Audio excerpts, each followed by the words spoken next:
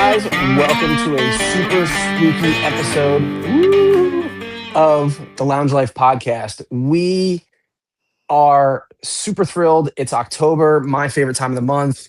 Uh, you know, it's spooky, it's scary. I love Halloween always. Um, I'm joined here by Al today. Al, say hi. Oh, what's going Oh, on? he's howling. He's howling for us. All right. I got you. I got it. And then we are going to be joined by two super special guests. And today's episode is going to be called Stoagies and Slashers. This is our special Halloween episode. So we brought in a couple guests that really love horror movies. And I love horror movies. Al's kind of been reading up on horror movies. So he's going to try to get in with things. But we're really, really looking forward to this episode. Uh, it's my favorite time of the year and I just love talking about horror movies. I love smoking the Halloween cigars too. I mean, if you've been watching my personal channel, I've smoked a Halloween themed cigar once a night, and here's tonight's. We're gonna get into that later. Um, but uh, First, we want to take time out of our day to thank our partners. They have been so generous to us by helping us out and just being partners with the show and providing us with stuff. So, first of all, we want to say thank you to Badass Beard Care, which is our one of our newest partners. Some of the best beard care products on the market right now. The scent is fantastic. I love it. My beard feels amazing all the time. I use their products literally before I go to bed at night, when I wake up in the morning, so I can tame that man mane.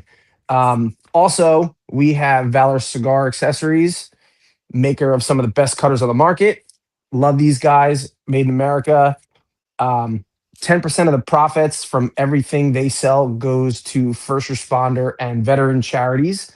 Um, so check them out, Valor Cigar Accessories. Uh, they have a page on what's their page on Etsy. Etsy. There you go. They have an Etsy page, and then Bullets and Brave, our last partner for now. Uh, we may have we may have another one in the future that we are going to announce. We're holding off on announcing right now, but we may have another one.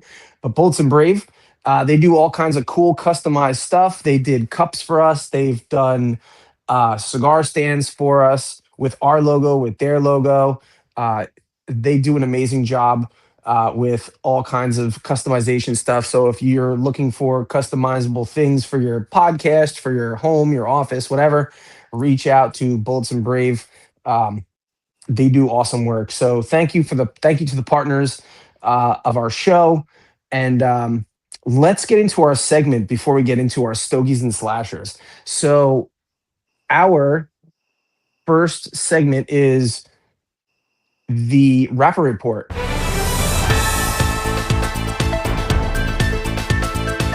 and the rapper report is brought to you by Valor Cigar Accessories. So Al, what did you come up with your rapper report this time? So I have a bit of good news. We've been talking price increases, tariffs, Okay. all of this stuff. Hmm. So this is a bit of good news for us. Cigars International, one of the largest online retailers, introduces free shipping on all orders. So Okay. you know, for a long, long time, it's been, spend $99, you get free shipping. That's on most So, places. Yep. yeah. 99 and up. So, Yeah. so now they are offering free shipping with no minimums and no codes required. That's Um, fantastic. Scandinavian Tobacco Group, who owns Cigars International, as well as cigars.com, cigarbid.com, Thompson Cigars, pipesandcigars.com, and Segura. Um, at the moment, Jeez. Cigars International is the only one that appears To to get be the free shipping. to go to the free shipping. Gotcha. So it in the article it said it could cost STG millions of dollars because of the volume that they ship. So Okay. it'll be Well. interesting to see the results. And they are a publicly traded company, so they do have shareholders to answer to. Yeah. But we shall see. Like I said, it's a bit of good news for those of us that order online, and especially with one of the world's largest retailers. Mm-hmm. I got you.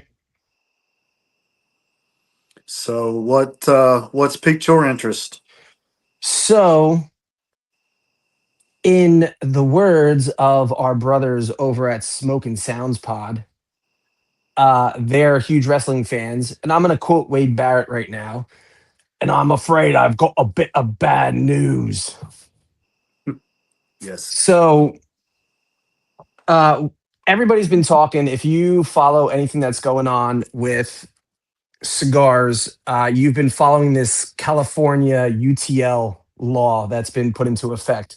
So, just like the 30,000 foot overview, basically, the California UTL law, which is the unflavored tobacco list, it is a regulation law that California has put into effect, that started with manufacturers having to submit apps by October 9th. So before this, so basically what it says is, you will not be able to sell cigars in California unless you register your cigars with the this registration board in California. And the hoops that these manufacturers have to jump through is crazy. So it's going to be, manufacturers had to start submitting apps October 9th, along with $300 per SKU that they want to sell with one single cigar and one whole sealed box of product per registered SKU.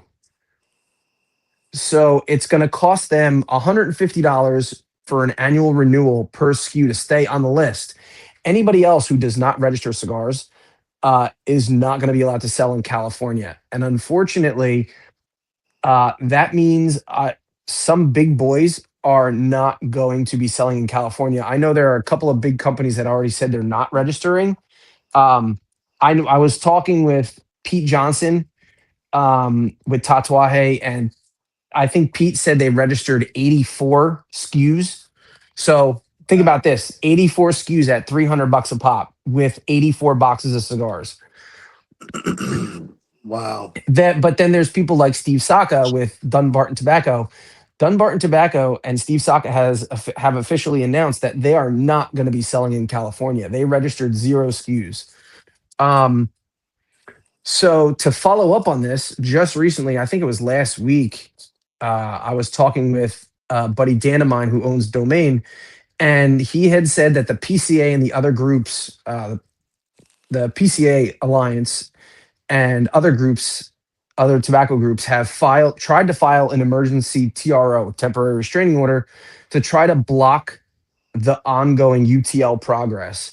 Unfortunately, California appeals court came back, denied the emergency TRO, and will be heard in court. But as of right now, the UTL will be going into effect, and the UTL goes into effect um, December 31st, 2025. So starting January 1st, if you are not on that list, you will not be selling tobacco in California that is unflavored. Because what they're going to do is they take your cigars basically and they dissect them to test them to see if there's any additives. And I think this is a kind of a double-edged sword. I get it. They're trying to weed out, bad cigars, but I think um, I'm not going to go into too much about this because there are certain companies out there that for the longest time have been telling you that um, there's no additives, there's no flavoring in their cigars. Yet during that process, there are tricky ways around that. And unfortunately, with this UTL, if it's detected in the cigar, it's going to be rejected. So I think a lot of companies that have been telling you for decades that their cigars are all natural, it's going to turn out that they are not all natural. And I'm not going to drop any names because that's not what we're here for. But it's kind of a double-edged sword. So that's kind of how we're gonna play this right now. So yeah, so that's my little bit of news. It's bad, but we'll see what happens in California. And guys, if you don't think this can happen to you guys in any other state, please be aware this can happen around the country. So fight for your tobacco rights. Um, join PCA. Um, just talk to your senators, talk to your representatives. Make sure tobacco rights are in their minds. So, and that has been our news. And the news report has been brought to you by Valor Cigar Accessories. So, moving right along, because we have a nice night ahead of us, we are going to go with what's in the ashtray.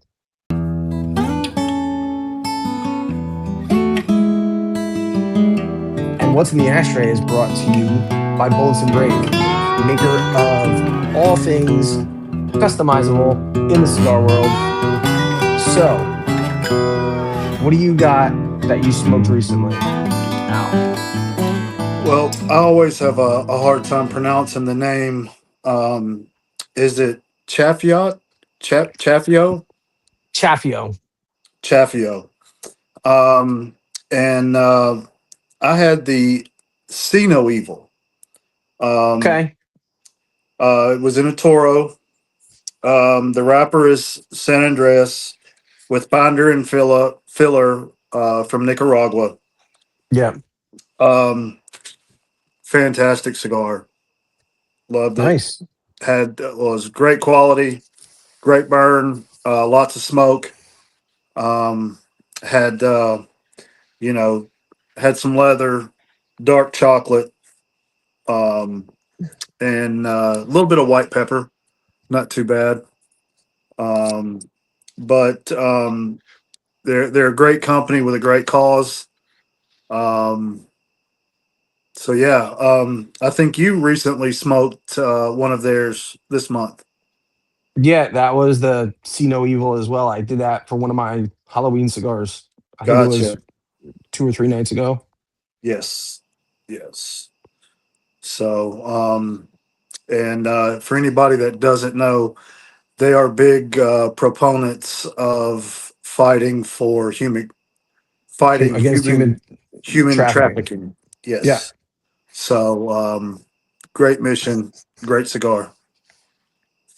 Nice. So, what's I know you've been smoking lots of good stuff, but what's piqued your Oh, interest goodness lately? gracious. So as you know, it is October, which means it is Tatuaje's monster season. Um, and I talked about it 2 weeks ago, but I'm going to bring it up because it was just a freaking fantastic cigar. That is the new 2025 monster drop from Tatuaje and Pete Johnson. That is the Tatuaje Monster Mummy Redux 5. It comes in the original size that it came in when it was first introduced. That's a 7.5 by 47 Churchill. Um, it's an all Nicaraguan stick. It's basically, when you look at it, it is Pete Johnson basically describes a cigar as a rewrapped Tatuaje Black Label. So it's got the same blend, binder and filler as a Black Label, just rewrapped with a Criollo wrapper. Um, Again, production is limited. It was 5,000 boxes of 13 cigars. Um, and then of those 5,000 boxes, 666 of them were hand numbered, and they're called dress boxes, which are different colored, a little bit of a different design. Um, and then there were 34 of those were marked with XX, and those were held off for special occasions. Um, so they get it's just a fantastic cigar. I love smoking it with coffee. It's absolutely. I ended up buying three singles so I didn't have to open my box right away. I got a dress box. Thank you, Leaf Cigar Emporium. You guys are fantastic. Thank you, John, for that. He got me the dress box for the price of a regular box. Um, and then it's funny because all the people who know Tatuaje know about the social club, the SNS club, and their um, club boxes went out this week, and you get 15 cigars from 3 packs of 5 cigars each, and then you have a secret box which nobody really knows what's in it until you open it. And it's funny, this secret box in this year's Tatuaje club box were these little mini mummies. And I thought it was kind of cool because it's usually like an experimental blend, or it's usually unbanded, but for some reason they came with bands on. But it was cool. It was like a box press mini mummy. And I thought that was kind of neat. So I'm really looking forward to, I mean, it really is truly an amazing cigar. So um, yeah, that is just, if you get a chance to smoke mummies, I know all the tat whores out there, and I'm sorry to call them tat whores, but we're the biggest fan. I think Tatuaje has some of the biggest fanboys in the world. Um, even more so than other companies like Dunbarton and all that stuff. I think Tatuaje guys are just craziness. Um, and they go and they snap them up, like wildfire. As soon as they hit the market, they're gone. Um, so yeah, they like to save them, they like to age them, they like to smoke, and it's craziness. But listen, there's a good reason, because they're fucking delicious. So, you know, and yeah, so that is what I smoked this week that just stood out in my mind. So what's in the ashtray has been brought to you by Bolts and Brave. So search them out, find their stuff. They're fantastic. Um, Now, with that being said, we are going to get to tonight's main event, and it is a fantastic one. This was my idea because I love October so much. We were going to do a Halloween episode where we do. It's called Stoagies and Slashers. We're gonna be lighting up our cigars. We're gonna be talking about them in a minute, but first we want to bring on our two guests. So you know him, you love him. He's recorded with us before. We are going to first bring on our buddy Joe Kennedy, Mr. Jonose. Say hi, bud. What's up, everybody, and happy Halloween, although a couple weeks early. Couple weeks early, but when it gets released, it's probably going to be Halloween, close to Halloween at that point. Yeah, And then, Halloween's the new Christmas because everybody starts decorating their house like 2 months in advance. I've noticed. and then it just stays decorated for the next 2 months. Right, until Christmas comes Yeah, along. Like, yeah, oh, yeah, we gotta basically. get the skeletons Have you down. been Have you been hanging outside my house? How did you know that? Hey, I think it's a national phenomenon. So, September 1st is start of spooky season. right. Yeah. And then, for the first time with us, we have a buddy of mine from the SNS Club. I know him as JJ Creepy. You guys can call him Jesse, Mr. Jesse Juarez. Jesse, thanks for How's joining it us, going, bud. guys? Well, hey, what's up, everybody? How you guys doing? Welcome. Yeah, man. Are you excited? Oh yeah, very excited. It's like Is one of this my your favorite first? holidays. I was about to say, is this your first? Is this your first taped like recording? Are you like a little nervous? No, not really. I mean, there's been Oh, other that's good. instances, but we're not going to get into that, you know. It's all I've right. been on, but yeah, yeah. Thanks for having me on here, guys. It's pretty cool. Yeah, no, it's cool because me and you kind of got to talking on the SNS board, Hmm. and Yeah, where we got the we horror thread yeah going on there. we have a horror thread, and you're real active in the horror thread. There's a bunch of different threads in the SNS board, the Discord, but the horror thread is one of the ones I kind of sit in because I like just listening to people talk about horror movies, and we just kind of connected. We ended up trading cigars, and then I was like, and he sent me these amazing like horror stickers. I'm like, you know what? I said that would be great. I think I'm just gonna invite JJ Creepy on the show with us. So before we start that, what did you think of the? Did you get your kit yet or no? Yeah, I got my kit yesterday. I opened it up. I'm pretty impressed. I mean, I as you heard, everybody was complaining and talking about, they wish they had this, Uh, they wish they had that. yeah, You well, you know, know what? I see it as, I'm happy with what I got, especially the hoodie. Be happy. Yeah, So, be happy. You get for what? For this year, we got a full weight hoodie. We got mhm. 25 cigars, 27 total cigars, and a challenge Yeah. coin and some stickers. Like seriously. And I think the mini mummies were cool as hell. Oh yeah. I mean, it's one of those really nice brands that are out there. That's why Cigars is really good. I like them. Yeah. They're on my top 5 list of favorite brands. Okay. Well, I mean, I guess that's why you're on the SNS Discord. Right. So, first, before we get into our topic, what is everybody smoking tonight for this Halloween episode?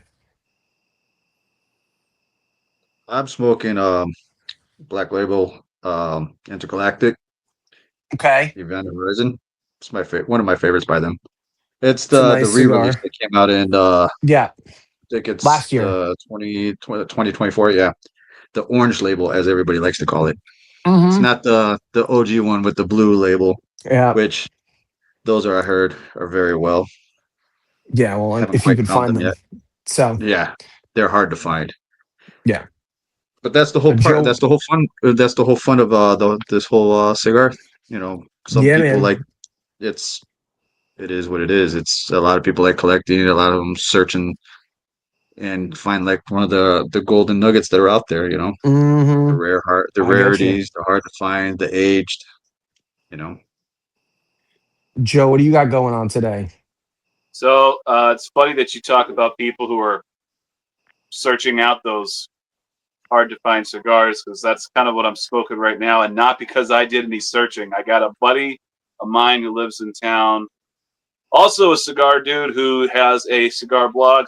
Shout out to cigardadstl.com. Check his blog out. But this guy is a big Viaje fan. He loves Tatuaje. He loves Crown Heads. He loves Room 101. He loves to find those sort of inobtainium sort of cigars. And a few Hmm. years ago, he found a box of the OG Viaje zombies that came back out in Wow. April of 2011. Those are good. And Yeah. Mm. yeah, so I'm smoking this Oh yeah. one that he gave me, and I've been holding on to it because it's like, well, I got to wait for a special time to smoke this. And it's like, well, this is about as good of a time as any to light up a zombie if we're going to be talking about horror films. So Heck yeah, enjoying man. the hell out of this one right Awesome. Nice. I'm Yeah. glad, man. Those are And very good. I've had a couple of those. what do you got, Those Al? very Well, I just went Alec Bradley, Black Market, Filthy Gooligan. Okay. The Ecuadorian Habano and broadleaf barber pole. So, Yeah, and that's their tweak surprisingly, blend. That's their tweak blend from the Filthy Hooligan that they usually release in March, right? yes, yes. And believe it or not, this is my first Alec Bradley. So, now. Okay. Wow. and We're yeah, witnessing history tonight. History. that's it. That's it. And so far, so good. So, And then for me, I decided to go with the one of my favorites. This is my favorite monster. This is the face. The face. This is the Redux 3 from 2020. This was released in 2020. Let's see, 24 was Wolfman. 23 was Face because I think 22 was Drac. Yeah, so 2023. Fantastic Mexican San Andreas wrapper. It's got gorgeous pepper and earth. It's just a fantastic dark, like peppery cigar that just hits all the right good notes. So, yeah, I'm gonna, you know, sit and enjoy this while we talk about it. So, with that being said, since we just have figured out what everybody's smoking, I am gonna kind of run this in like a kind of like a round table style. So I have a bunch of different kinds of questions, all different genres, and just kind of be however open and honest you want to be because this is what we're here for. We're here for the love of cigars and for the love of horror movies. So, with that being said, What was everybody's first horror movie they ever watched, if you can remember? I think mine was the original Poltergeist. Okay. And That's a good one. Well, it's funny because it's kind of dated with some of the effects, but the story is still solid and the acting's really yeah. good. So Carol Mhm. Ann. Carol I'm Ann. willing to overlook dated special effects if the story and the acting is good. So I still Yeah. think that was up. Okay. That made me Mine for stay me away would from have the TV. mine would be The Gate. The Gate that it came out in the 80s. I think it was like I want to say 86. Stephen Dorff played the little kid who also went out to play I forgot what his name was in Blade. But it was a really good movie. The little minions Okay. kind of like freaked me out when Yeah. I was younger. The little minions, but it was a good story, a good movie. Yeah. The special effects were top tier for the 80s. Right? So, you know, their version of claymation and CGI is like Yeah. like no Yeah. other. Yeah. Yeah. I had an issue placing what movie you were talking about until you just said claymation. The little claymation minions that they had just were freaky as hell, man. That I would have to say Hmm. is like one of my top favorite movies growing up. I remember Yeah. watching it when I was younger. Me and my brother sitting in our room watching it because it's back in the time when you're little and Friday nights are movie nights and your parents take you to a Hmm. Blockbuster or whatever local video store, pick out some movies for the weekend. And my brother being a little bit younger than me, we'd sit up and watch movies and pretty much freaked me out. And Man, ever since then, big, I dove in. Was like, yeah, I got to keep going with this. This is pretty good. Yeah. big nostalgia mentioning the blockbuster culture, man. Oh That Those yeah. were was the good best. times. That was the best Oh, time and era ever. Even those little mom and pop little corner store video Yeah, stores were the so best. cool. It was a vibe. It was definitely a vibe. Yeah, and it Hmm. was also like you remember like I don't know if this was that way where you guys are, but like even our grocery stores, every grocery store had a video department where you could go and rent Yep. Oh movies too. yeah. Oh yeah. Yeah. yeah. Yeah, Yeah. yeah. They had them. They had them a lot out here in Chicago. Yeah, So yeah. there was a lot of them. Did they have some? There was. I remember when I was like, let's see, 13, 14. I mean, that's where we started it out at was at a video store that was inside a grocery store and Right. Yeah. pick up some movies, get some pizza, go hang out, get the little buddies over, and just chill and watch horror movies. It was the best. I But think for I think it me, started. I think it started a little earlier than that too, because I don't know if you guys would remember. Depending, maybe I'm just dating myself on how old I am, but like yeah. Thursdays and Fridays used to be like USA Up All Night with Gilbert Godfrey and then Yep, Yeah. there it Yeah. is. Michelle Yeah. Briggs Mm, and then Rhonda Shear was Rhonda on Shear. Thursday Yeah. nights. They had like the corniest movies, but it was just great. It was great. yeah. Like Mannequin. Yes. And then that's when they came out with that TV show Swamp Thing on USA, Yeah. which was actually Mm. pretty good. For me, I think my first introduction to horror wasn't a movie. It was actually TV series back in the 90s. And I remember because, when we were teenagers, young teenagers, uh, I don't know, kids these days don't understand what we had back then. But like we had to get these thing called TV scramblers. I don't know. Does anybody remember TV Black scramblers where Yeah. Yes. you'd Yep. get the Oh black man, I box the black forgot box about The those. black scramblers? boxes. Yep. The Oh black man, I boxes. forgot about those. So yeah, man. Wow. So I bought a black box off of a buddy of mine, just and what I used to do is I used to stay up at night with the black box, and I used to watch HBO because that was one of the scrambled channels, and they Yeah. used to have Tales from the Crypt on. Oh sure. Yeah, Oh yeah, yeah. yeah. Yes. And they Yes. came out with the And movie too. I guess one of my favorite ones from that one was what was it? Demon Knight.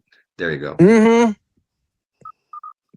yeah, but that was like my first, I think, introduction to horror when I was a teenager. Um, was Tales from the Crypt on a black box from HBO. That was great. I loved it. Crypt Keeper was always cracking me up. He was Um, pretty fun.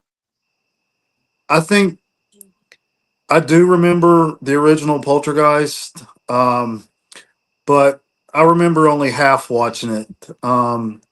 I think the Puppet Master movie is one that really that I watched and paid attention to. But it also made me run and jump in the bed. Puppet Master was great. How can you not like Six Shooter or the what was it? He had like 4 arms or 6 arms, and then they Yes, had the one that had the drill head. yes. Mm, And then you had the German soldier with the helmet Mhm. and all of that on, with the skull face. The guy with the trench coat, and the skull face. The guy with the Um, pinhead. He had like a little tiny head with the big old Big massive hands. body. Yes, yes. So yeah, that I think that was one that I watched all the way through because it was, had toys in it. I think they hmm. even came out with a crossover when it was Demonic Toys versus Puppet Master. Ah, I don't They, even think I got into the Puppet Master series. oh, I did. I love that. That was pretty good. yeah. I don't know if I would go back and watch it now if it would hold the same thing. What did you watch horror movies for? Did you watch them for being scared? Did you watch it for just the atmosphere of the movie? Did you watch it just for jump scares? Did you watch it for the tension? What drew you into the realm of horror? I'd say all of the above because it's just a whole genre that you get into. Once you're into it, it's like it enthralls you into the depending on when the age when you start out younger, you get pulled into it. It's like you're immersed into the movie. You're in the movie. You're Yeah, running with them, or you're hiding with them. So when you're a young teen, you're like, wow, let me see what else. It's scary, it's spooky, and then you break off yeah. into other movies that are off. Sorry about that, guys. Um, for like movies for jump scares like Texas Chainsaw Massacre, gory Hmm. movies, and it's like you start with one and then you got to keep going to see how much worse the movies get, how gory it is, how the characters, then it's just everything about it is just it's a vibe. I mean, I can get that. I can get with that. I think my reasons for it has definitely changed when I was. I mean, obviously, when we watched Poltergeist, I was just enthralled by the novelty of the story because it was the first time I saw this genre, and I was only Hmm. 11, 12 years old when I saw this. So Yeah. at that point in my life, I was just drawn in by the novelty of it. Like, whoa, this is a way a story's been presented that I've never seen before. And even by age 12, you've seen a lot of movies. At least I did. I mean, I just saw so many movies by the time I was 12, and then when we saw Poltergeist, it was just like, well, this is a completely different category of challenge that our protagonists are being faced with, and it's absolutely terrifying. And you're not really sure if they can beat it. You know what I mean? Like they're met with a foe that they don't really understand at all, and Yeah. there doesn't seem to be any clear way out. Like other action movies, there's an objective and there's suspense, not knowing if they're going to get to that Hmm. objective. And in this horror movie, you're like, you don't even know what the objective is. It's like I'm not sure Hmm. what the way out Yeah. is at all. So that was Yeah. what it was for me when I was younger. When I got into the teenager, it was more like that phase was just like, well, let's just see How how. scared I can get. Yeah, well, it was just like, let's just see how badass of a movie I can get through. Like let's just like, can I get some street cred from watching the scariest or the goriest movie? And Yeah. then now, and as an adult, I just like the genre when it's done well. It demonstrates because to me, horror now is just a mirroring of realities in a grandiose way that are real. Uh, It's and funny they're because you took one of the questions right out of my mouth because I was going to ask about that later, but that's okay. well, I'll try not to delve too much into it, so you can actually get to the question. But I like the fact that it's mirroring certain elements of reality that are, exaggerated in horror just to Yeah. make a point. But it also shows that people, the heroes in the movie, can overcome them too. So it's a reminder that there's evils in the world, but that they can Yeah. also come. So that's why I appreciate it now as an adult. So let's just get into that question then. So the question technically basically is, do you think horror films reflect the fears of society at the time? Like at the time that they're made? I Like think they can, yeah. the like back in the 70s and the 80s as opposed to like the 90s and 2000s. Most definitely. Um, I think it was a although, lot more stronger then in the 70s, 80s. With the whole storylines, because there was a lot of factual basis on a lot of the movies that came out back then, and a lot Yeah. of people weren't aware of them back then. I could list like 4 or 5 different movies that are being brought up now that Mhm. that came out in the 80s, and people are new to it now, and they're like, "Oh, this is a great concept," and I'm like, I remember I was younger and I seen a movie like this. I seen a different Exactly. story. Like as an example, like that movie The Conjuring that came out. I remember seeing the Yep. original story about it called The Haunting or Haunting Hmm. in the early 90s.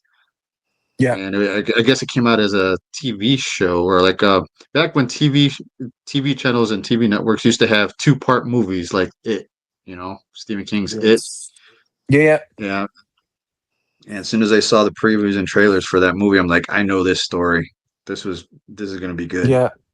Well, they have that. They have the series coming out soon, so that's going to be released, I believe, end of October. Yeah.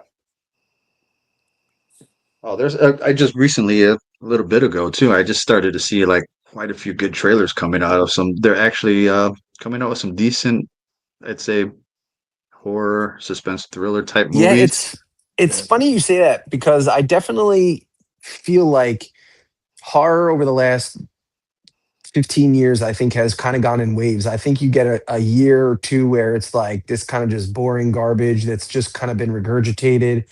And then you'll have some years where it's like you'll just have some like original ideas where it's like, whoa, like one of the most recent horror movies I saw that was like that was Weapons. If anybody saw Weapons yet, I haven't seen it yet.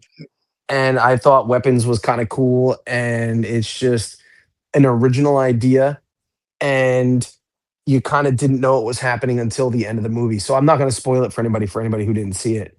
But it was definitely more of an original idea, but it's not more of the like where you get the high, where you get the really awesome movies, but then like you get the lows where it's just like, okay, why are we rewriting the same movie for the fourth time and then putting it out as a new movie this year? You know what I mean? Yeah, I mean, it seems like a lot of people are running out of original ideas nowadays.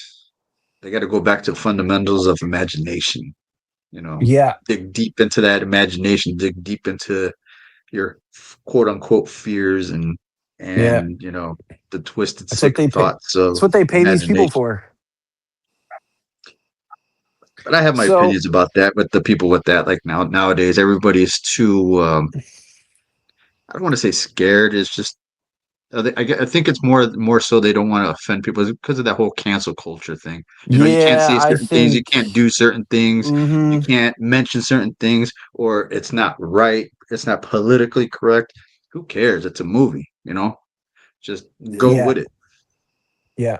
No, agreed. I think that over the last 3 or 4 years has definitely kind of put a damper on a lot of things. I mean, you're not going to see that in just movies, but a lot of different cultural areas, you're going to see that take hold.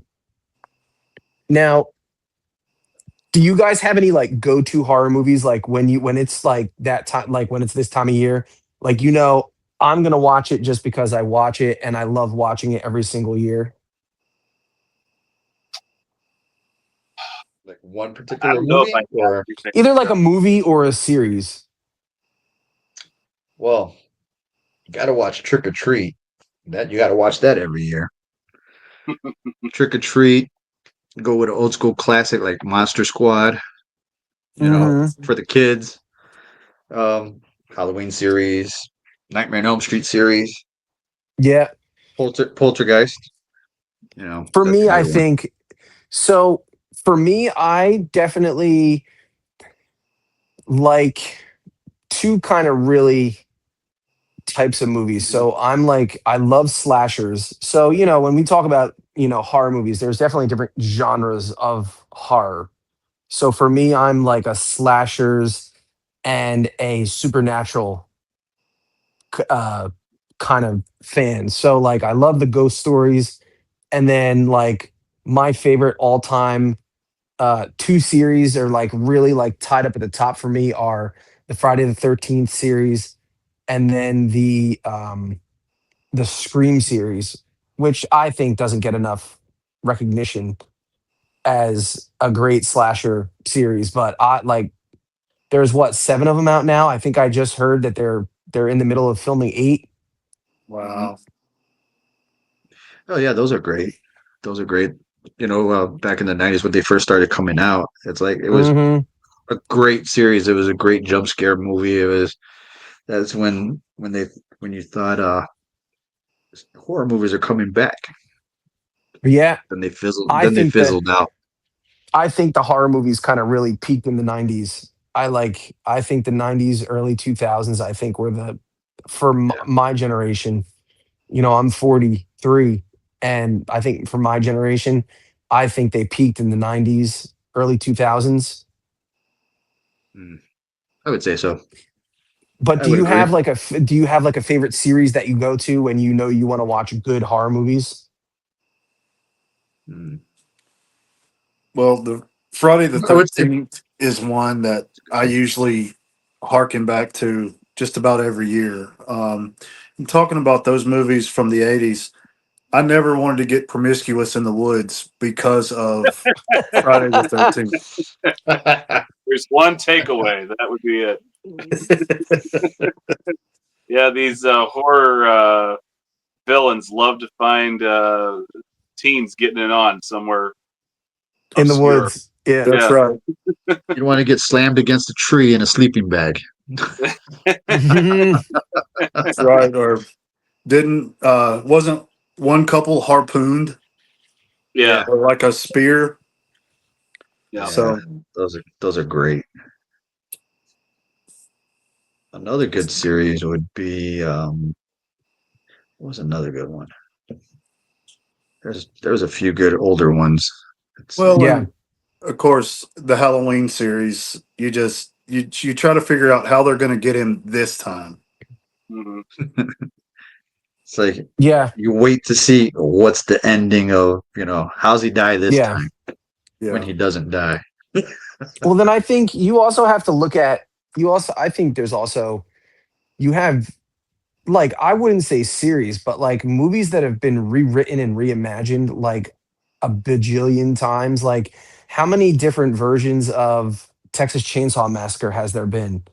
Right. Like I got to say that the last recent one that came out on like Netflix. there's like I see, and I didn't even see that one yet. The one that came out in 2023.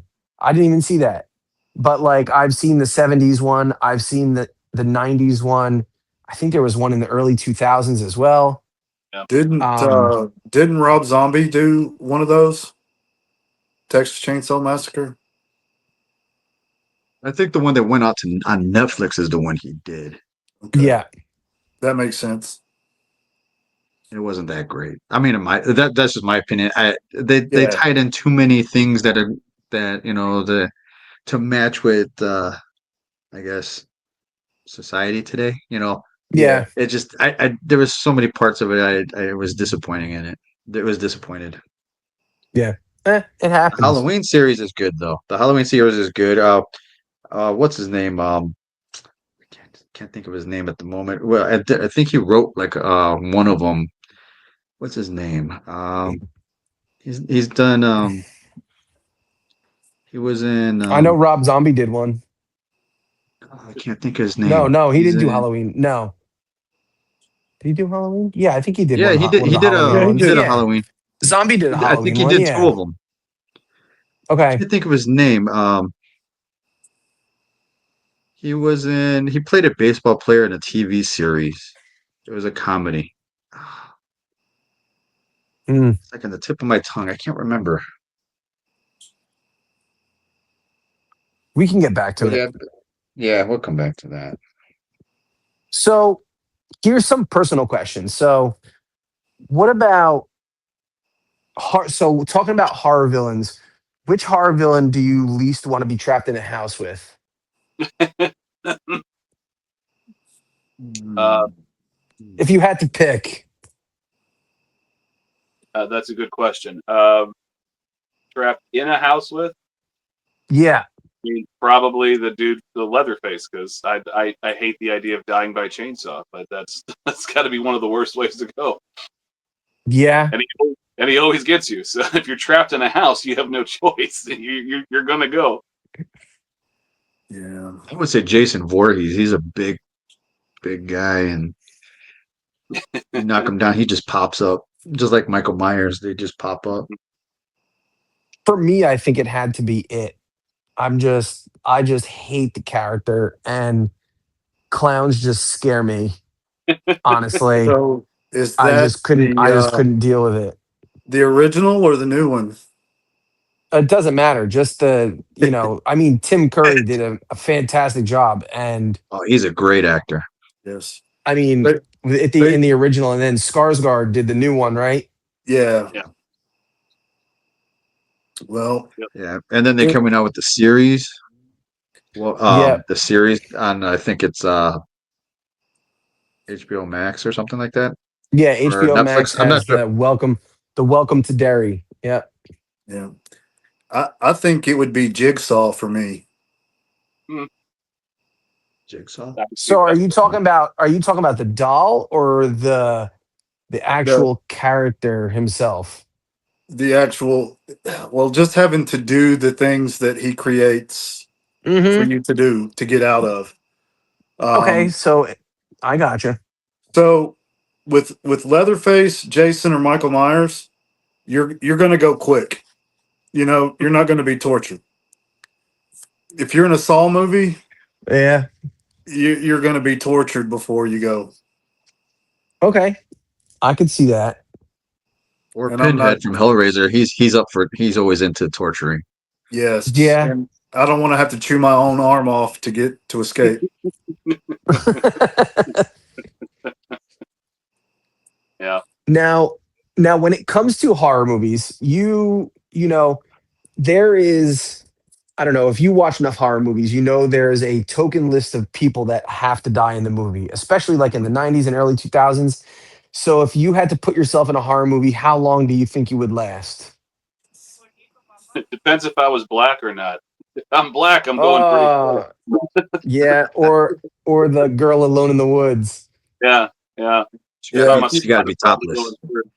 if you're attractive, you're gone. Yeah. Yeah, Yeah.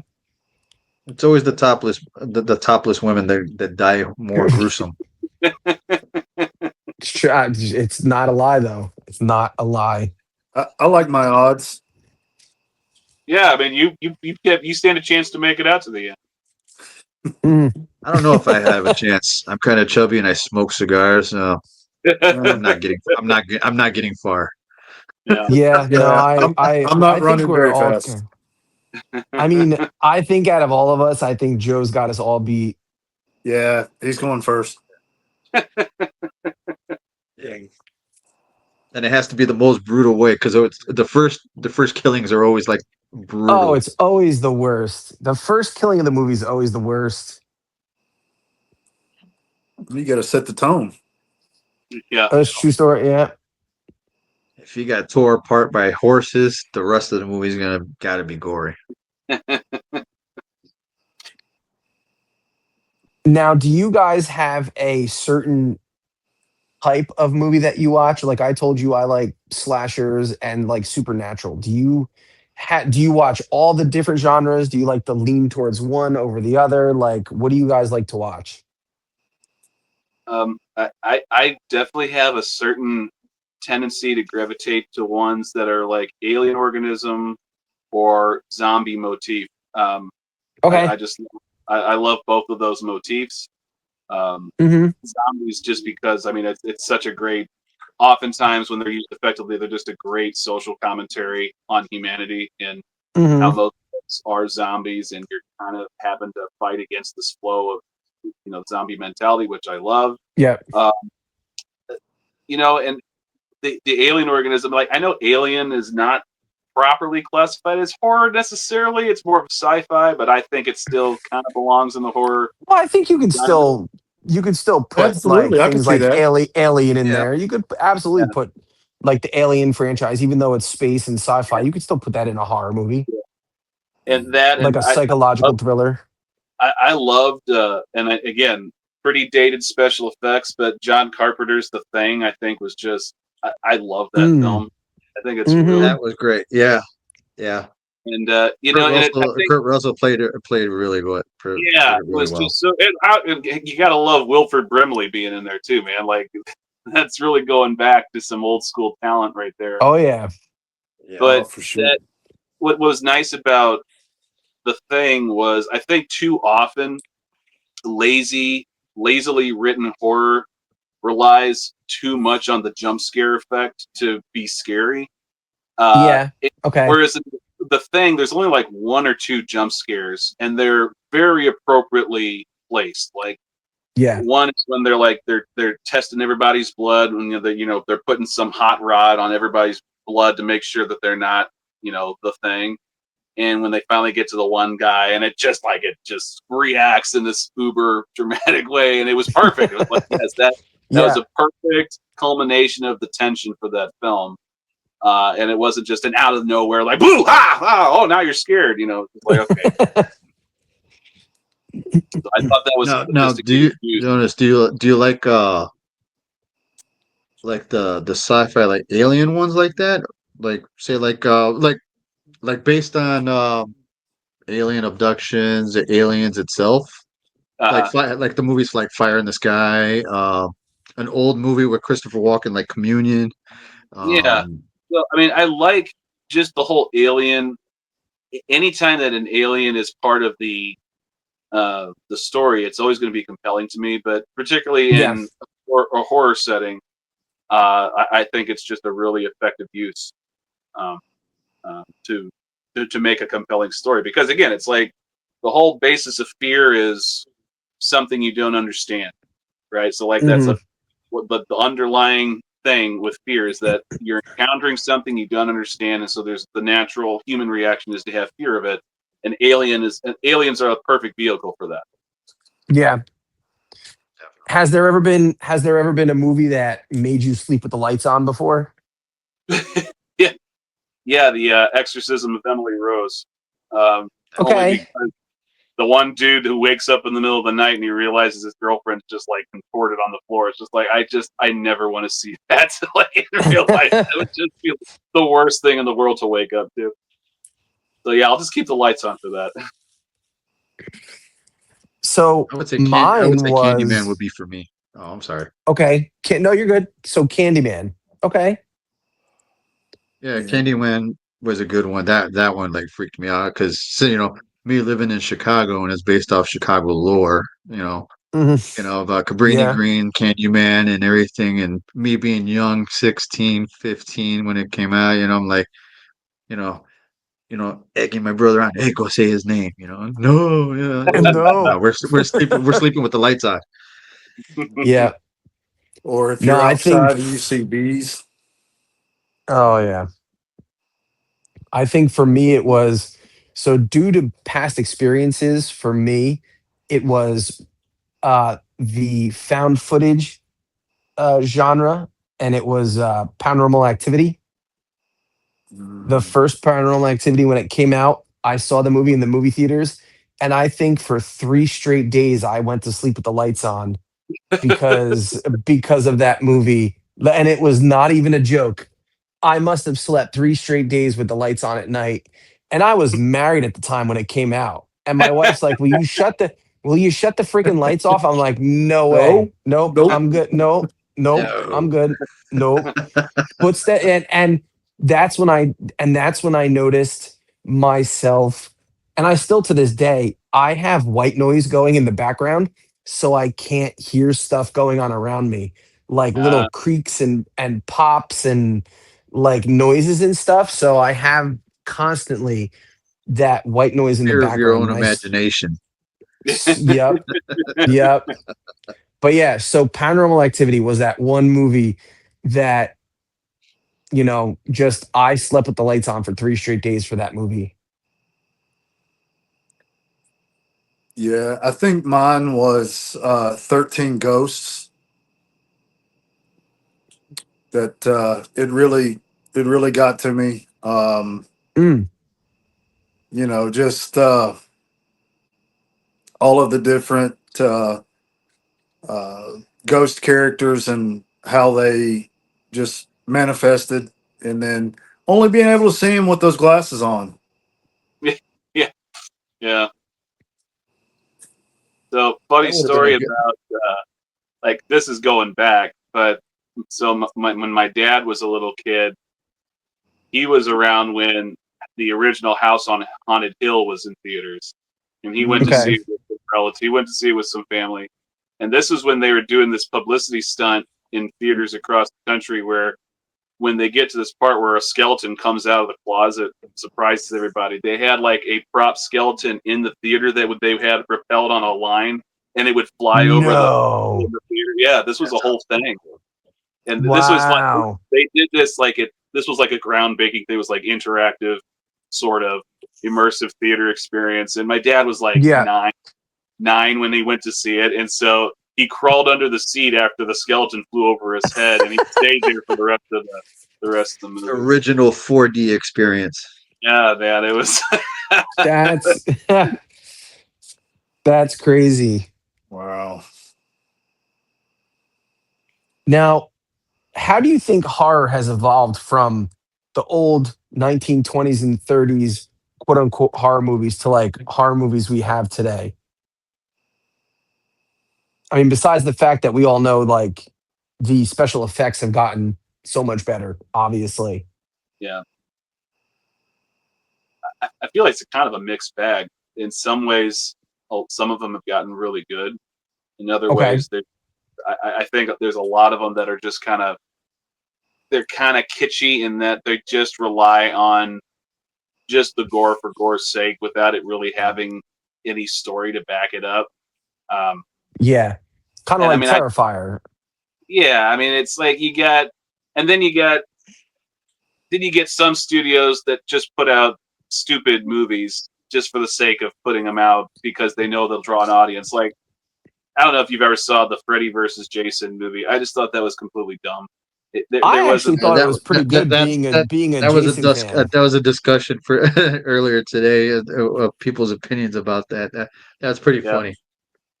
I mean, it was more like it felt more like a comedy movie than a horror movie. So It definitely was more of a comedy movie than a horror movie, I think. I mean, I think you still had elements of heart in it, but I think it was to be um meant to be more of a comedy style movie.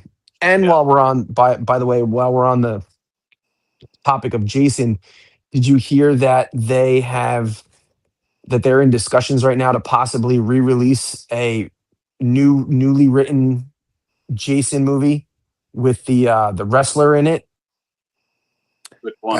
Adam Shear, or Braun Strowman. Yeah, Braun Strowman from Yeah, WWE. yeah, Yeah, Brian That Strowman he's was. gonna that he They just need somebody to write it really good. It's got to have Yeah, the I'm gore. It has to have the I'm originality. hoping. I'm hoping. yeah, but yeah. Braun Strowman's the. I mean, he's massive, so I mean, it would fit the He's bill. got that build. Yeah, Yeah, Yeah. that Well, would be good. and two, in that wrestling vein, um, Universal Studios this year in their Mm, oh Halloween Horror Nights actually has a Wyatt Six haunted house, which that's was cool. Bray Wyatt, which Braun Strowman was a member of. right. Mm, Arguably, Bray Wyatt God rest his soul, was way creepier than Braun Strowman too. Oh yeah. Most definitely. Most Oh yeah. definitely. That's one of those wrestlers where you were definitely, I mean, he just played it to a T. He was such a great, and I mean, when people say wrestling is fake, these guys have to be athletes and Yeah, actors basically all rolled into one. And I think he played such a great, just psychologically creepy character when it came to whatever he was playing with the Wyatt Six and everything that he did with the Wyatt house Yeah. and I because I remember seeing the Wyatt the graveyard match that he did with what Ra- was his face. Was it Randy Orton where they set the house on fire? Hmm. Yeah. I thought they Well, picked a really good. They picked a really good motif with the Wyatt family, though. Just like these, mhm. well, implied inbred family from the sticks that were just, completely psychopathic and like, yeah, the sort of Yeah, person you don't be anywhere near.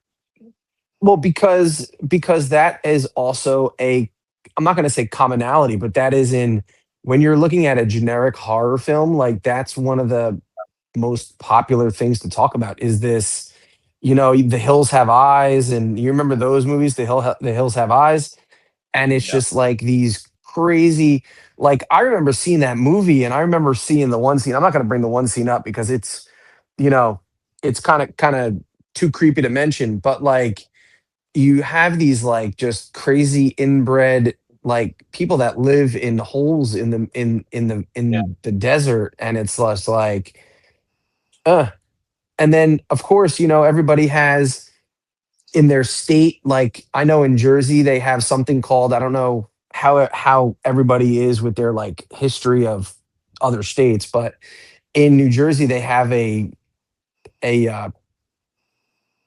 family called the Jackson Whites, and it's like um a I wouldn't say fairy tale, but it's like a myth about an inbred family that lives like in the middle of the woods and like actually takes people. yeah, yeah. Yeah, I mean, rural Missouri is not is not without their own sort of uh, legendary boonies. Like it's weird. There's certain movies that I think really they're not even horror movies. Like, do you remember what was that movie, Winter's Bone? It wasn't a horror movie, but it Hmm.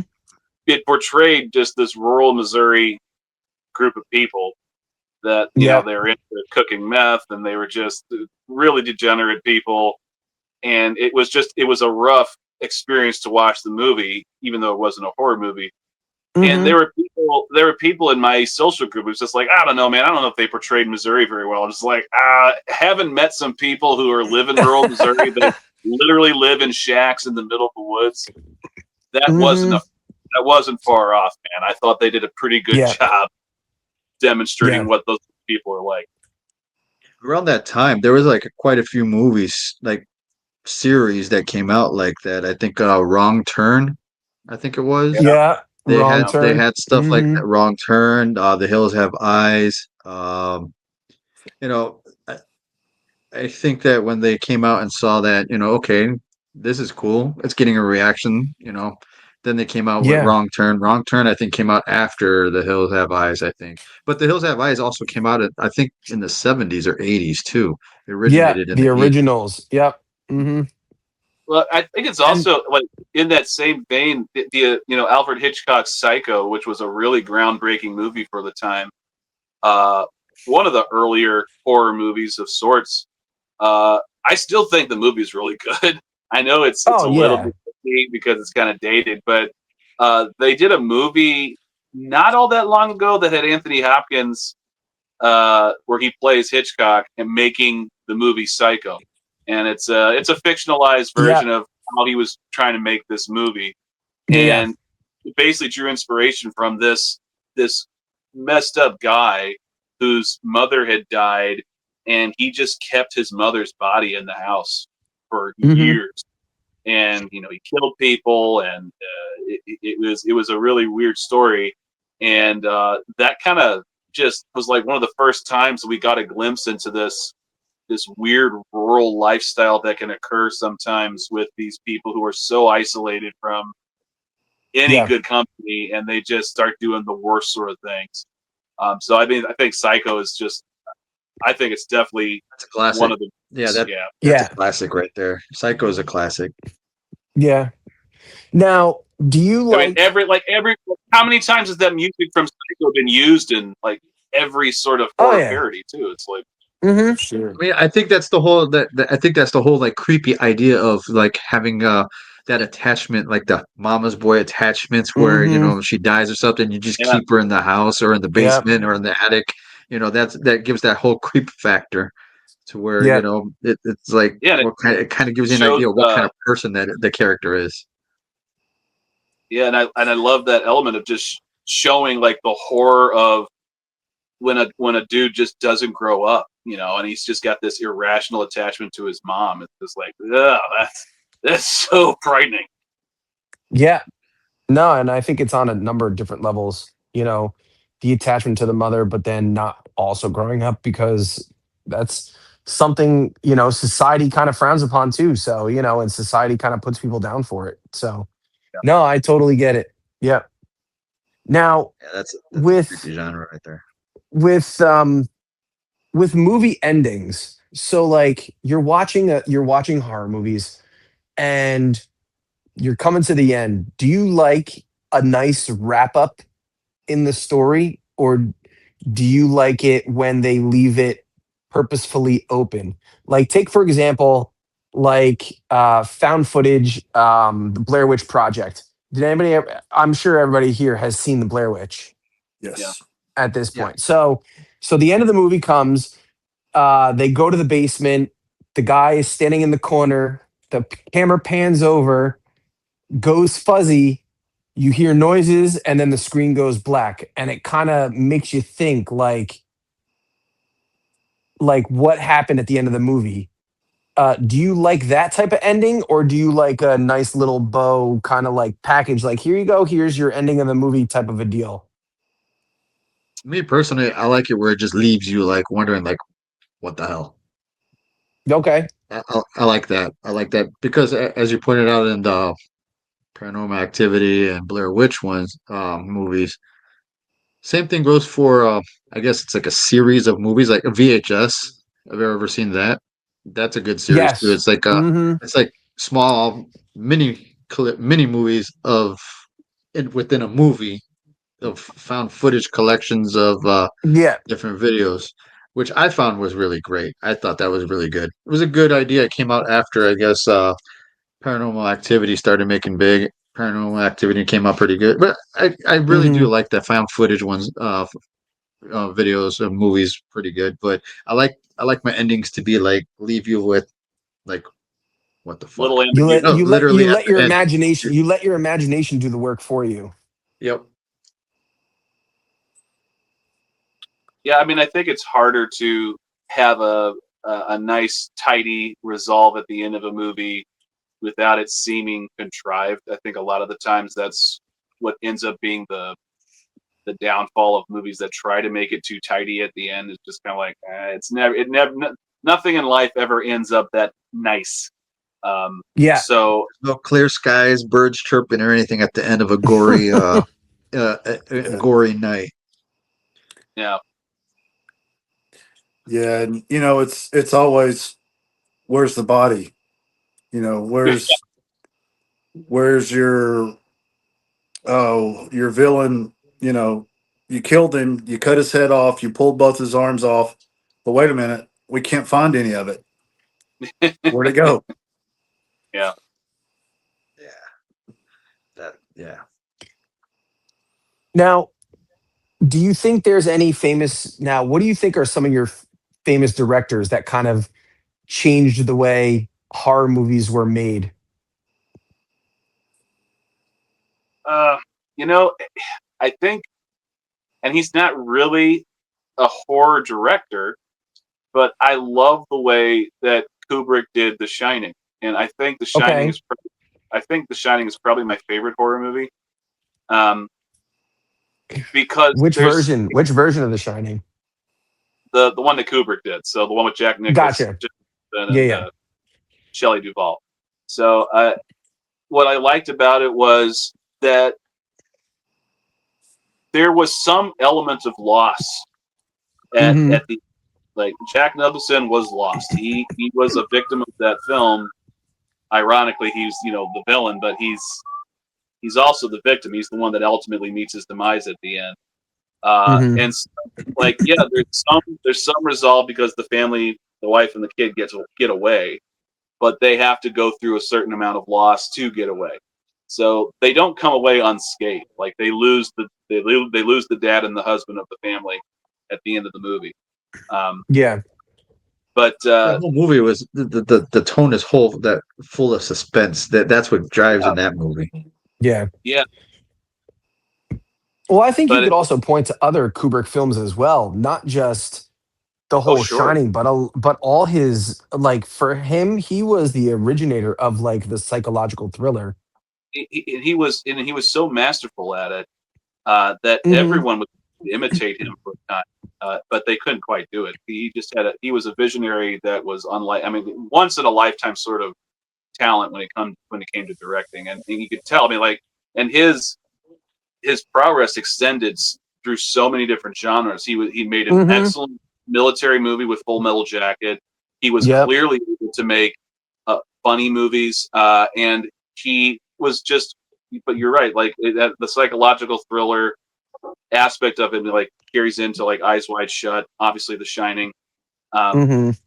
there he Clockwork did it, Orange, yeah, Clockwork Clockwork Orange. Orange. Yeah.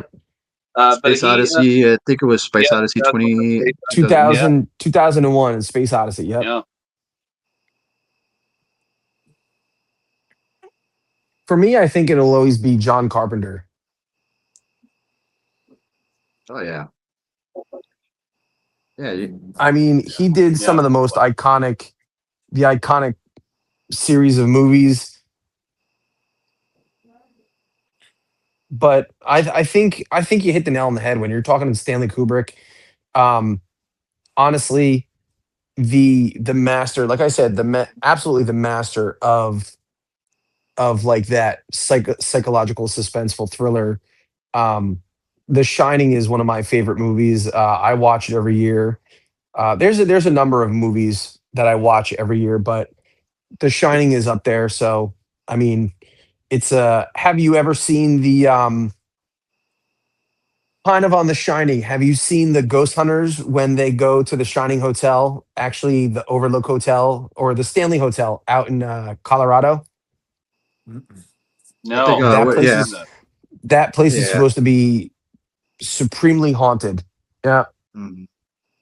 Yep. Yeah, it's like I always wanted to take a road trip down that way. It's like 6 hours. It's like a 6 or 8 hour drive from where I'm at to drive to. I think what is it? Estes Springs, Colorado, something like that. Yep. Yep. Yeah, I always wanted to take that road trip down that way. Definitely not in the winter though. That's a But that's a good yeah. that's a good a good question. I think are there haunted spots near all you guys that like genuinely local to you that are renowned for having a Oh, for reputation for here being haunted? for me in Chicago, hell yeah, there's a lot. We have like Yeah. we're like filled with places. We got Hull House, where the legend or the story of the Devil Baby was there. The house is Hmm. still there. It's like on I want to say it's on Halsted and Roosevelt, right by University Village. Then we have you know, there's so many things out here. We have We've let's see what we've got else. There's lures of the girl in the glass. It's like a statue. It's like a concrete statue of a girl that's encased in glass in a cemetery, but people at night tend to see her gone from the glass. And I've taken pictures of that a long time ago. I don't know where those pictures went, but because you sit on the city train, the L train, and you pass by the cemetery and you can see it in the distance, and then we have another big famous location that's extremely haunted too is Bachelor's Grove Cemetery. That one is very well known. I've taken many pictures there. You know, Mm, it definitely gives you like a stale, stagnant like vibe when you get there, and you know it's it's like in the middle of a forest preserve, and of course the local police know why people would park there because like across the street, down the road a little bit, it's like it's all forest preserve, so there's like parking area where people could park in the area and take the trails. But when a police officer passed by that parking area and it's filled with cars, they know where these people are going. So they go yeah. walk or they drive over there to the people, tell people get out because Yeah. Bachelor's Grove Cemetery is like in a hidden area, you know, Hmm. beyond the trail, beyond the street, Yeah. beyond everything else. And then a little bit further than that, it's like a house that disappears, so to speak.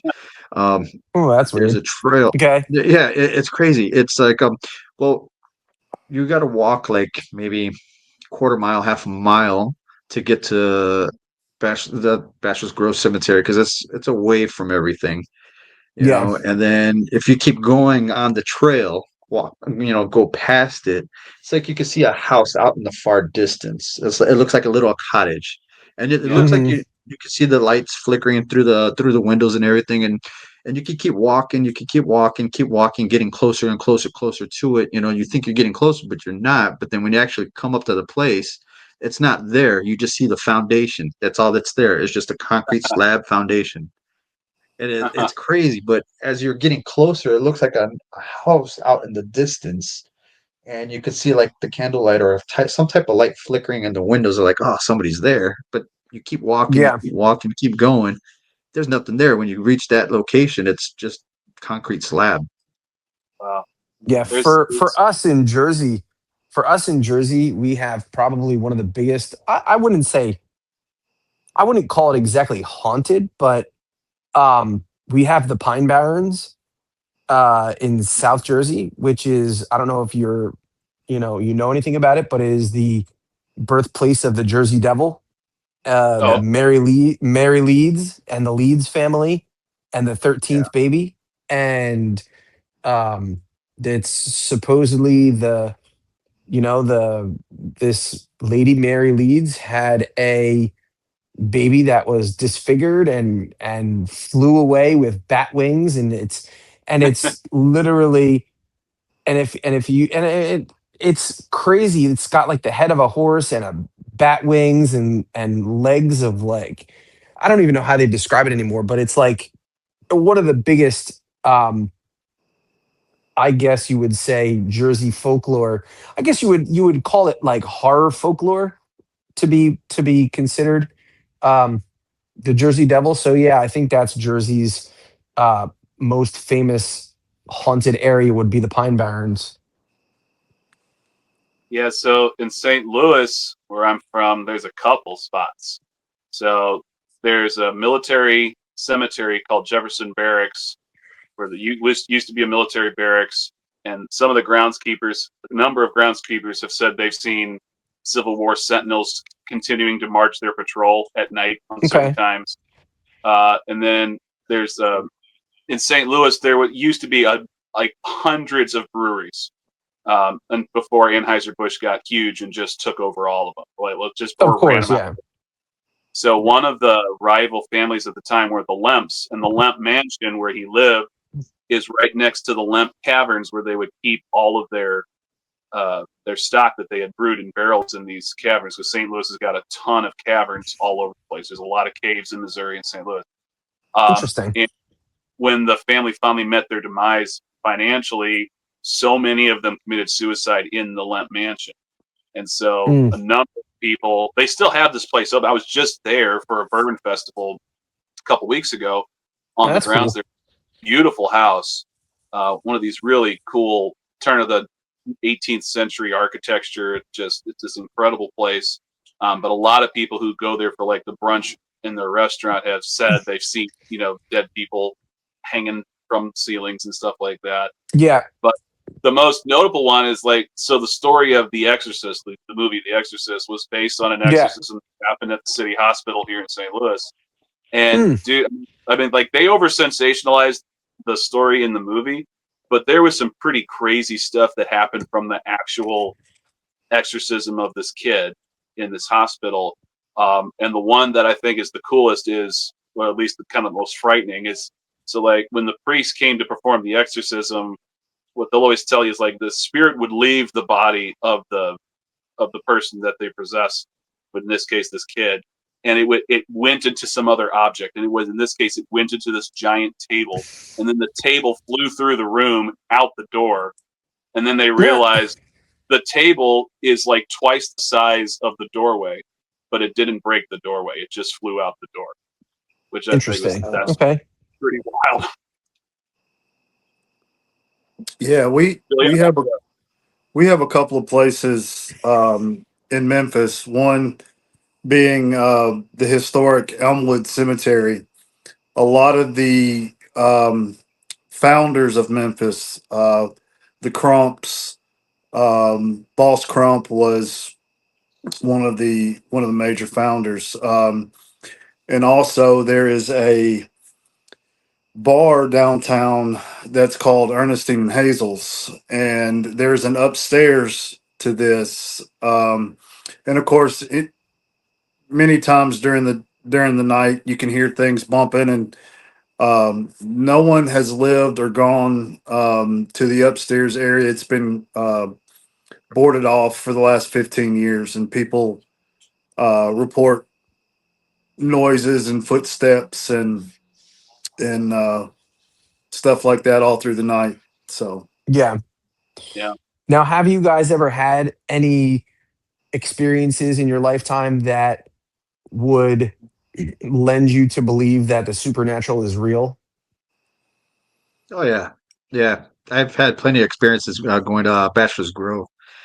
You know, it's like one of those places when you're a teenager, you pile the car up with your buddies and take some girls or whatever, and just go to these haunted locations and I remember a buddy of mine.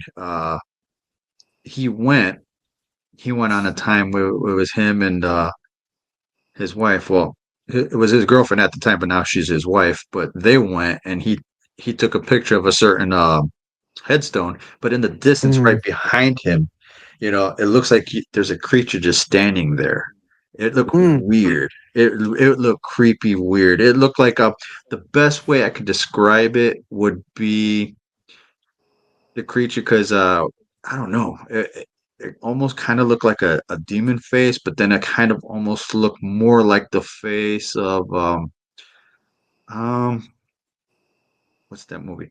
Okay, Stephen King's I think it's Sleepwalkers. hmm The how they shape shifted and they look hmm like a cat type demon. Yeah, It yeah. literally it literally looks like one of those in the distance because he's like leaning on a tombstone and they're taking a picture of him in the tombstone, but in the behind him, like in the distance, it looks like something just standing there, just staring at them. It was kind of creepy. And my Mm. experience of being there was, I'd mess around and say like, "Wow, this place is not even haunted. There ain't nothing here." Purposely being an ass about it, and then next thing you know, a tree stump just falls from a tree, just drops. I'm like, okay, Mm. yeah, it's legit. Like, yeah, okay, yeah, but it Yeah. gives you like this weird, like I don't know how to explain it. It's like you definitely do not hear crickets or birds around in that area. That's the best way to describe it is you don't hear nothing around there except for the Mm. people you're with, and that's it. Yeah, I mean, I don't have any experiences personally, and I'm not superstitious, but I don't think you have to be to have a very healthy respect for the dead. And Okay. I believe I believe in life after death, and I believe that they are spirits that will occasionally manifest themselves that are not among the living. So Okay. I certainly believe in the demonic. So I don't have any qualms saying that. And I don't think you have to be superstitious to put any stock in that either. No, exactly. yeah, When I was growing up, my house was actually haunted. So Oh, really? yeah, so my I had many experiences. My mom actually had to tell me about all the things that used to go on at my house because I was a little too young to remember. Hmm. Um, so my mom and my father got divorced. My mom remarried. They found a house in Tom's River, which is where the town I live in now. They moved in, and my dad comes from an Italian family. So you know how Italians have all those crazy old traditions of like the horn that they wear on the necklace and all kinds of stuff. They have like all these kind of superstitious like old family things. And so my mom is in the house that they bought by herself before my stepdad gets there, and there's these little red ribbons tied around the windowsill locks. Every window in the house had it.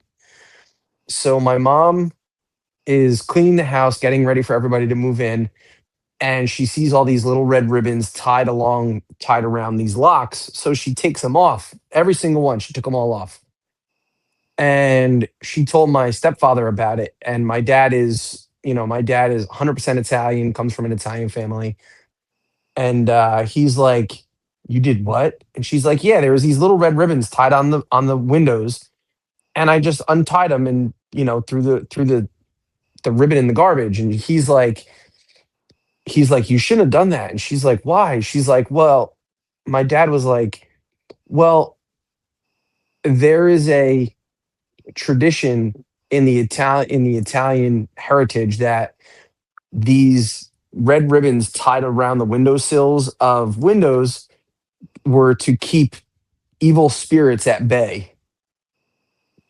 So, when I was a kid, my mom used to see, while she was getting the house ready, she used to see balls of light that used to come through the house, stop, and then go out the front door without the front door opening.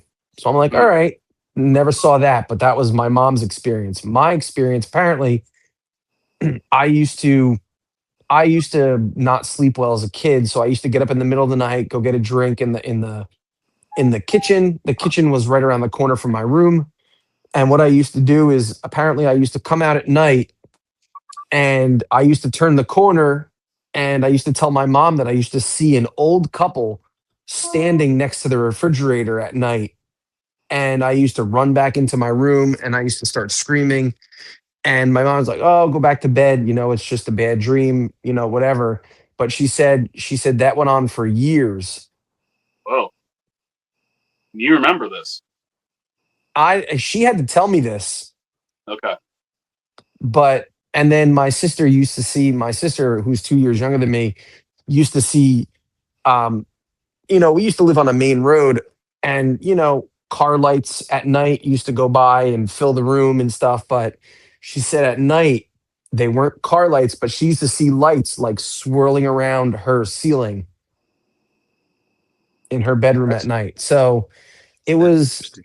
definitely a number of things. And I mean, I've had experiences at, like, I visited Gettysburg, and I've had experiences at Gettysburg battlefield, um, with supernatural hauntings and stuff like that. So, I definitely believe that, what Joe said, how you know the supernatural is real. I believe in the demonic, and I also believe in spirits that can be trapped here on Earth. Yeah. Most definitely. Well, I had a family member. Um, it was a distant cousin, and we would go and visit their house, and we'd all go to bed and get up in the middle of the night, and furniture was moved, Mm, um, rearranged, and then you could hear knocking on the ceiling, but there was it was just attic space above the rooms we were in, and she would get up in the morning and trip over something, and I can't remember the family member's name because it was a family member, that they had figured out that it was. I don't know if they used the Ouija board or what, but that was something I never messed with. My cousins nope, would all gather around in the room in my nope. grandmother's house, and but I would abstain from that, and that was way Yep. before the movie came out. Yeah, But I would never mess with a Ouija board ever. Yeah, Nope. I'm with My you guys. brother, he Looks used to big. have a Ouija board, but this one was an old one. It was made out of a sliver of a tree trunk of a tree that got chopped down, and Yep, those are the whoever worst made it, he ones. got it. Yeah, that's what I'm saying. It's like a legit, like somebody cut the tree down, but they just cut a sliver of the tree off and then just like branded the alphabet on it. And I'm like, dude, that's one that you don't want to Because mess with there's because it, intention behind no, that one. Yeah, no, there's yeah, intention because behind that. if Nope. it's I'm if it good. came down from a tree, a tree's been around for a long ass time, Yeah, yeah, and Mm. whatever's been around the tree or whatever, who knows? We've had that. He got it from a garage sale one time. He's like, check this out. We were like young. I'm like, dude, that's pretty. It's pretty cool. But then at the end of the day, we were like, dude, we got to get rid of this. This is creepy. Because it's oddly shaped. It literally looked like somebody just took like a sliver of a tree that they already chopped down and then made a plate out of it, or like I'd say like a 1.5 inch thick, and it was big. And yeah, it Yeah. wasn't uniform. It was just oddly shaped, and they just branded the yes, the no, the whole alphabet on it, and Jeez. nope. they just branded on it. I'm like, dude, this looks cool, but this looks creepy as hell. yeah. Nope. Um, Nope. I Oh, do like Now, know a person who bought locks and keys that came from Alcatraz. Um, the old style lock, and I'm like, nope, I would not bring that in my house. Nope. Don't even Mm-mm. get that nope. yeah. in, Nope. man. Another thing that's like that, that's creepy, is like if you were like to go to a. I was joking about it with my wife not too long ago. There was an estate sale not too far from us, and we were walking around in the house. This house was creepy. I mean, like the clothes of the old lady that literally looked like from the 20s or something. They even had a what was it, a cast iron bed frame. And they said, "Oh, this is for sale. It's like $60. It's over 100 years old." Nope. No, no. No, Who would want to nope. buy a cast iron bed frame and plus it's over 100 years old? Nah, Yeah. Nope. nah, I'm good. Nope. No, no, no, Skip. no, Skip. Yeah, no. it's funny where you um have you ever heard of a guy, Zach Bagans? Yeah. So Zach Bagans lives out in uh I think he lives in Las Vegas now, but he has his own like horror museum where he has collected things that people should not own. Like there was a film that he just it was like a documentary it was a documentary that was made into a film about a house that was supposed to be possessed by demons that was Yep. knocked down, and they saved like the stairway from the house, and it was in his like museum, but he got apparently so physically ill from this stairway apparently that they had to just get rid of the whole thing altogether. And the house was knocked down. I forget what it was called. I forget what it was It's called now, it's but in Gary, Indiana. I took a yeah, drive out there Gary, once Indiana. ago. Yeah, yeah, Gary, Indiana. Yeah. Gary, Indiana is probably like about 2, 3 hours away. And when I was younger, we used to go and like in my young 20s, we'd take a whole group of guys. We're all dumb and young. Going out, driving around, drinking, whatever. And hey, let's go check this out. Hey, let's go over here. I mean, mind you, Gary, Indiana is not one of the safest cities ever. It's like super, super bad. And that Hmm. house, it's known as, I guess it was like the Devil House or something like that. It's The like Devil House. I think it was extremely, called the Devil House. Yeah. Yeah. it's extremely like beyond. I mean, I think I think it's a close tie with the Amityville house. You know, Yeah. it's a close tie, but if not worse. And even when they tore it down, people still say that Yeah. there's still stuff going on in that little lot. Like you hear Hmm. people talking, screaming. You know, and I remember when which is funny that you brought that up, is because when he was doing that live taping of going into the house on a Mm-hmm. Halloween night, I had a buddy of mine. He came down from Green Bay, Wisconsin. I'm like, hey, let's check out this thing he's doing. Zach Baggins is doing on he's doing like a live like walk through the house, and they're staying overnight. It was live. I think it was on like I think it was like Netflix or something, and it was live. And Yeah. and we were joking about it, and we were like, hey, that'd be crazy as hell. People are saying that people are getting experiencing things while watching the show. As soon as I said that, it's like the power went out just in my living room. The TV, the lamp, everything went out. I'm like, dude. Yeah. No. I was like, No. what the fuck? And he's like, that wasn't me. That was not me. I'm like, dude, my TV turned off, the cable box is off, the lamp turned off, all my PlayStation turned off, everything turned off. But the rest Yeah. of the house was still kind of like lit up. That's yeah. We were like, That's crazy. dude. I'm like, Yeah. dude, Now, that's nuts. now, I mean, do we you finished like your watching it, but it was good. horror? Do you like your horror more realistic or do you like it more outlandish? Define I like outlandish. realistic. Like something that definitely could like stuff that is absolutely fake that would never happen ever. Do you like that kind of horror or do you like to watch horror films that be like this can actually happen to people like hauntings and stuff like this or like serial killers or serial I murderers like whatever realistic. or I like the realistic versions. The realistic aspect of hauntings and murders and paranormal and Mhm. aliens and stuff like that. The realistic aspect of the movies. Yeah, I like it when they make an effort to actually make it somewhat plausible. You know, just Okay. so you don't have to exercise such a huge suspension of belief. You know, because I mean, like Yeah, yeah.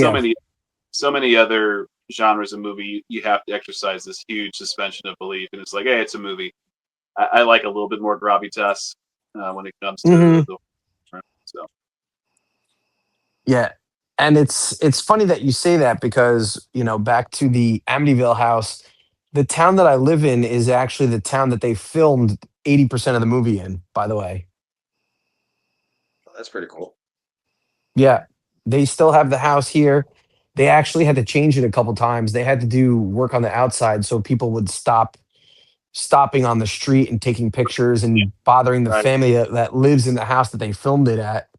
yeah, But yeah, it's a lot of the streets and the golf course and a lot of the places that they filmed are still standing here in the town that I live in. well, That's pretty cool. Yeah, I think the realistic, you know, the fine line between thriller and horror. Um, you know, I was just listening to a podcast, a nostalgia podcast, and they were talking about the movie Seven. oh Um, sure, yeah, yeah. and I just that's watched that like 2 weeks ago. It's crazy. yeah, and the fact that that could happen around the corner. Hmm. Um, it's or Yeah. oh the Ed uh the show Monster that's on right now. The Ed starts with a G. Ed Ed Story Gein. Gein. Geen, yeah. I haven't watched it, but just stuff like that, and like the Jeffrey Dahmer series that was on not long ago. Um, those are the those are the those are the things that you really got to pay attention for. Yeah, Now I'm kind of excited to see the John Wayne Gacy one because it I took place just saw. a lot of it took place out in Chicago and the suburbs around Chicago. I Mm. remember my seventh grade teacher, as a matter of fact. Uh, what was it? Oh, what was it? 2000? No, 1995. 95, 96, 94, something like that, where she even brought in the picture that he was actually one of the clowns at her and her twin sister's birthday party. And she brought in the Oh, picture of him, which was Mm. kind of creepy. Well, it was wow. kind of cool because this is around the time he just got arrested and put to death or something like that back around that time when I was in seventh and eighth grade. And she was telling us about it. She goes, it's crazy that this guy, John Wayne Gacy, is a serial killer. She goes, I'm going to bring in something for you guys to see tomorrow. And she brought in a picture. He's standing there and he's like has his arms around them, Mm. for their birthday party, which was Mm. crazy. Whoa. Whoa. Oh, creepy. Yeah, So no. yeah, I kind of want to see like where in Chicago, like in Downers Grove, I think where was one of the places where he had his a couple properties or houses and stuff like that. Yeah, it's a good crazy story. This is a Now, little bit off topic, but has anybody heard the conspiracy about Garth Brooks? Ah, that's funny. no. What? No, No. that's What funny. is That's a good what? one. That's a good one. What? Yeah, yeah. There's I'll this let Jones dude. say So, it. like, there's a dude who I first heard about it from the comedian Tom Segura because he always thinks that like Garth Brooks looks like a psychopath, and so like Mhm. Yeah, his he thing, was saying something about like he thinks he's a serial killer or something. yeah. Well, he's not the only one. There was a dude who was seriously looking into this, and Mhm. he started noticing a very suspicious correlation with Garth Brooks's tour dates and his stops and all his shows, and all of these missing person abductions and unsolved disappearances of young girls in all the Stop. towns that he had stops. Yeah, And that right around the time that there was just this enormous streak of people disappearing and they can't figure out what happened to them. He bought this really big property down near Nashville with just huge acres of he just bought this raw land, built this enormous house, and no one can go inside this house besides him. And so Yeah, there's an ongoing joke every time that he goes to a concert, they show his concert. Somebody's always holding up a sign saying, "Where are the yeah, bodies, where are the Garth?" bodies? You know. Yeah. Right. Stop.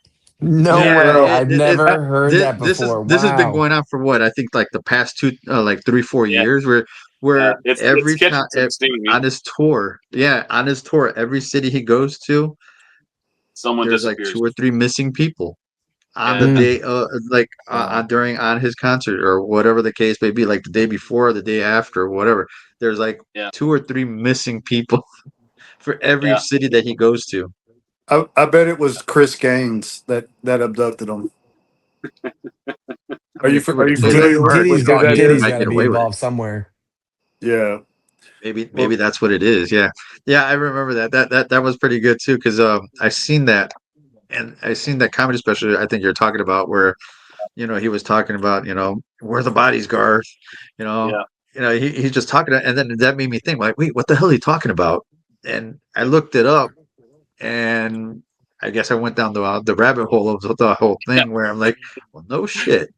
Makes it, Yeah. it's like something that nobody would think about or would cross No. their mind. They're like, wait a minute. I'm like, wow, that's It's a kind hell of of a coincidence for interesting. sure. So if what this guy is saying is true, like if all I mean, I'm obviously I have no idea if this is actually true that every single one of his tour stops someone disappears, but apparently according to this guy it is. So if it's true, it's a hell of a coincidence. I think I Mm. seen I think he has a TikTok page that follows just that. And I think wow. that's why I said I went since I work nights. I'm usually up all night, so I always go down these random rabbit holes of weird stuff. Mm. Like my TikTok, my wife always laughs about me. She has all these goofy little fun things on hers. She goes, I don't want to see none of that on yours. You have like the creepy stuff. You have hauntings, conspiracy theories, and you have a whole bunch of other stuff. She goes, you're not normal. I'm like, but wait, you got to see this. You got Where's to your see cat this. videos? Right. And no, I got mine that are like stuff for haunting videos, monsters popping out, like a lot of stuff from Mexico that like creatures that come out, and it's just like I'm like, ooh, check this out. And she's like, no, I'm not. She goes, no, you work nights and you're sending me these videos, and I'm in bed and I'm asleep. No, I'm not watching nothing you send me at night. Mm. She goes, And I'll stay watch away it from the during the daytime. melatonin. Stay Yeah. away from the melatonin. But yeah, that's a wormhole to fall down. You guys got Yeah. some homework to do tonight. Look into Yeah. that. Do stuff Yeah. Now, I have one more big question before we wrap it up. No Halloween episode would be complete without a little bit of a debate. So, if you had to have a villain battle royal, who do you think would win between Freddy, Jason, or Michael Myers?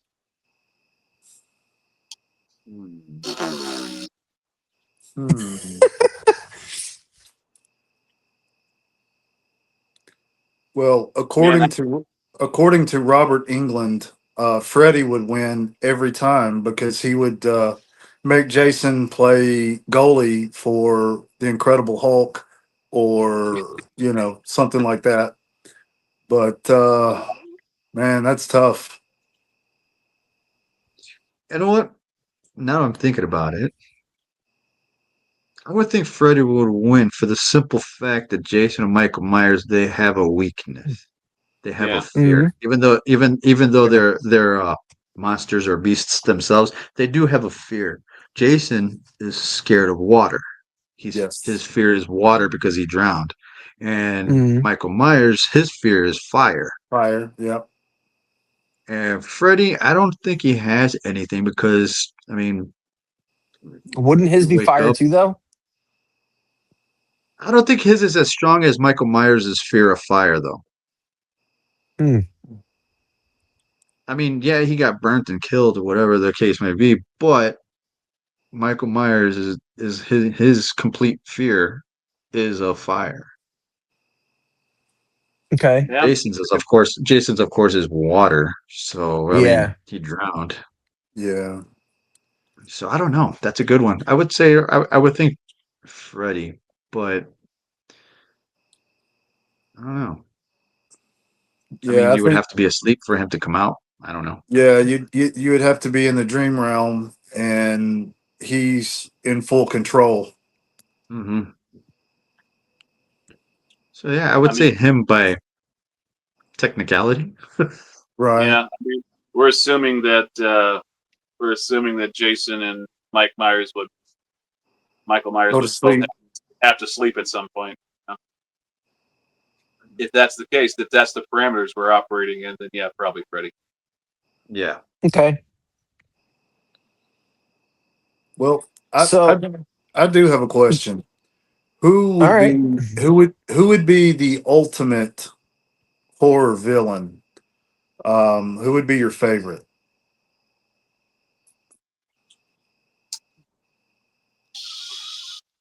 Hmm. The ultimate horror villain. I think for me, I mean, I can tell you hands down for me, it's Jason Voorhees. And why is it Jason? Like just because he's so cool? I mean, I think like, I mean, with the fact that he can't die, we've already seen obviously the fact that he can't die. In they've tried to kill him how many different ways now? How many Mhm. Jason? How many Friday the 13th do we have? Several. Um, and the body count, and I think I just based on the fact that he can't die and his body count, I think honestly, I think Jason is the leader in the body count now. I think just because of the sheer fact of how many movies that he has. Yeah. If I were Yeah. to Well, put two of them into comparison, I don't know why, but I get the visualization of two grizzly bears fighting. That would be Michael Myers and Jason Voorhees because they're two yeah. massive like monsters that don't die, but they're just constantly beating each other and just plummeting each other, just beating each other, and they won't die. They just pop back up and then just continue beating each other. Yeah. I'm gonna go a little bit old school and just say Dracula. Um, Okay. and I think he's the reason he's got such staying power as a villain is because he personifies the MO of evil so perfectly. Mm, He flatters people, he gets them be let their guard down. I mean, obviously he's got his weaknesses, but he's incredibly cunning and intellectual powerhouse. He's incredibly strong. He can shapeshift. He's got all these different dimensions to him that make him particularly intriguing in my mind. And uh, I don't know. I just think there's something very compelling about that character. Yeah, well, I mean, if you look at the number of movies, the number of rewrites, and the amount of different ways he's been portrayed, whether it's Nosferatu, Dracula, Yeah. whatever. I mean, it's I can see. Okay, He's Well, my and my Well, for my going old sentiment. school, I would go with like a werewolf creature. I would go with a That's werewolf creature because the torment of the paranoia and torment and mental capacity of being a human, knowing that you're gonna end up turning into a creature at night, and wake up ass naked somewhere after you're done, I and, mean that would not knowing what terrify the hell you me. did. So, yeah. Well, You know, Wolfman would be the sentimental favorite for me, but I think my favorite is Chucky, just because of his wit and his dialogue with people before he does business. I don't like the hmm. TV series that they came out with. I wasn't big on that. No, it was horrible. I mean, the whole story and premise of the spirit dividing into seven different like dolls and seven different parts. It's just too Yeah, much. It's just too much. It's the yeah. premise. And luckily, I never had a My Buddy, so I didn't have to get rid of it. I did. You did? I definitely had a My Buddy doll. really wow. Hmm. Yep. Never did that. I had a creepy Teddy Ruxpin doll. Oh yeah, Mm. that was a creepy doll, man. Did you ever Those Teddy put? Ruxpin things, especially when the batteries are dying out and it just raw, raw. I'm little, I'm like, Did you ever put in a Motley Crue tape or Metallica tape or something like that in its back? That's a good idea. I think I did. It was funny. I think I did. It was my cousin lived with us at the time, so he was into like the hairbangers type rock bands like Rat, Motley Crue, Skid Row, Metallica. So he put on like a Metallica tape on there, and it was pretty funny seeing Yeah. Oh, Teddy nice, Teddy. Ruxpin sing "Ride the Lightning." The mouth just going with the song "Ride the Lightning." That's awesome. That was hilarious. That was hilarious. But then after a while, if it's just sitting there or it's on the closet, and I mean, yeah, you turn it off, but when the batteries are dying and it just starts up and it's just mumbling all demonic, like, like Hmm. Yeah. Love it. So, go ahead. No, go ahead. I was done. So, I just want to kind of wrap it up. I mean, it's been way past what I wanted to keep you guys on. Thank you guys so much for kind of joining me now. Honestly, this is my favorite time of year, and I just wanted to thank you two for coming, hanging out with us, chopping it up thank you with for having it. scary movies. Like I said, it's something that people bond over, even though it's kind of weird. Even though it's something weird to bond over, but people bond over it because I think humanity as a whole have the same types of fears, and I think people bond over all kinds of different things, but bonding over the same types of fears um, is, I mean, something to bond over still. You know what I mean? Even though it's fear, it's being afraid of the same types of things or the same way to die or whatever it is. But I wanted to say thank you guys for coming on, hanging out with me and Al, and just kind of chopping it up. So um It's a great topic to talk about. Thank you for having it. yeah, man, no problem. So Jesse, where can people find you if they want to follow you on your socials? Usually, I mean, on Instagram, you can find me on there as JJ Creepy. Um, Hmm. I'm in I'm in a lot of cigar discords, and I'm in cigar communities, SNS, Dead Leaf, Dead Leaf Cigar Club, Saints and Sinners, or just Mhm. you could just find me and a lot of stuff that I have and post on for JJ Creepy on Instagram. And what about you, Joe? Find me on both Instagram and on the YouTube at Jonose Cigars for both. Do weekly cigar reviews on the YouTube, and then just kind of use Instagram as like just kind of what I'm smoking sort of journal that aren't Hmm. necessarily things that I'm reviewing for the channel, and also just Yeah, kind of to encourage people, hey, go take a look at the YouTube page too while you're at it. So that's where I am. awesome. Thank you guys. So before we let you guys go, I'm gonna end the recording and then we'll chat for a couple minutes. So stay on, don't go anywhere yet. But thank you guys for joining us. Out and to our fans, Thanks thank for you having so me much on. for thank you so much for watching. Um, do you have any final thought? Do you have any final thoughts for everybody? Whoever wants to shout it out. No, no. I mean, I mean, I could talk about this stuff all night. Yeah. Yeah, me too. Yeah. Well, just with all the craziness going on in the world, just be good to each other. And I hope you win the battles you tell no one about. I would just Yeah, say you stay know, creepy. stay creepy. Okay. Yeah, for me, I think I'm just gonna echo the sentiment of Al. You know, this world is a messed up place right now, and it's getting worse by the day. But take care of one another, checking in on your friends, checking on your people. And this has been Rob for the Lounge Life. That's been Al down there. We got Joe below me. We got Jesse. And thanks for hanging out with us for the last couple hours. And subscribe to the page. And we do stuff all the time. We look forward to announcing. Excuse me. We look forward. The smoke is getting to me. The it looks like it's time to replace the filter in my filter. So we want to we got some great guests coming up. We have some great topics coming up. So you know, come back, enjoy. We hope you enjoyed the show tonight, and keep checking us out at the Lounge Life. And we look forward to seeing you guys next time. So we'll talk to you guys later. See you later.